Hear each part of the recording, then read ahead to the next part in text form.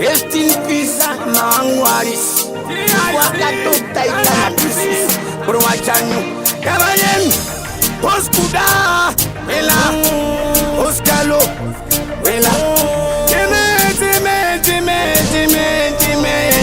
Anzumuntunga, Amai Mangwaris.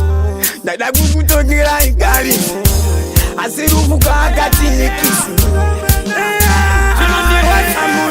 Makaenda musina ukipai pai.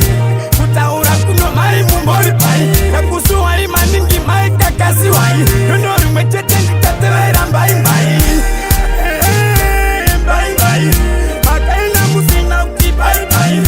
Kutaura kuno mai mumbori pai. Yonori mechete nikatewera mbai mbai. 17 December 2012.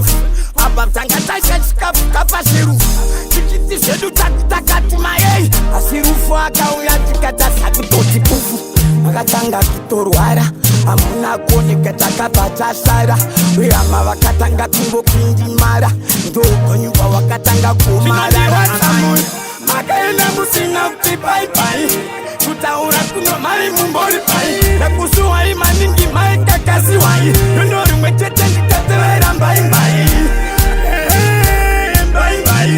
Makaenda musina ukipai pai Kutaura kuno mai mumbori pai Yonori mwechete nikatewera mbai mbai Isendane mkazi Endindo hapa balulano imbasnyazi Umtina mwando sinangri mkazi Batidofa wangu watano Danta making Wai muri mu Jerusalem Machene kuma pisare Bati pasipano upenu nore Inenge kapa takatu Wasamui Makaenda musina ukipai pai Kutaura kuno mai mumbori pai Nakusua imaningi mai kakasi wai Yonori mwechete nikatewera mbai mbai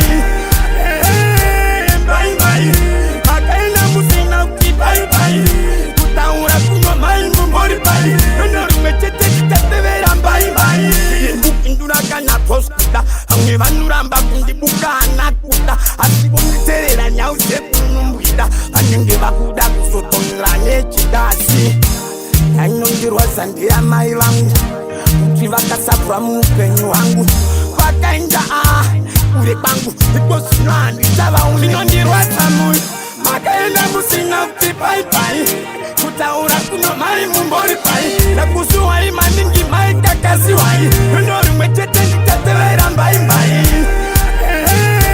Mbai mbai Makaenda musina ukipai pai Kutaura kuno mai mumbori pai Yonori mwechete nikatewera mbai mbai.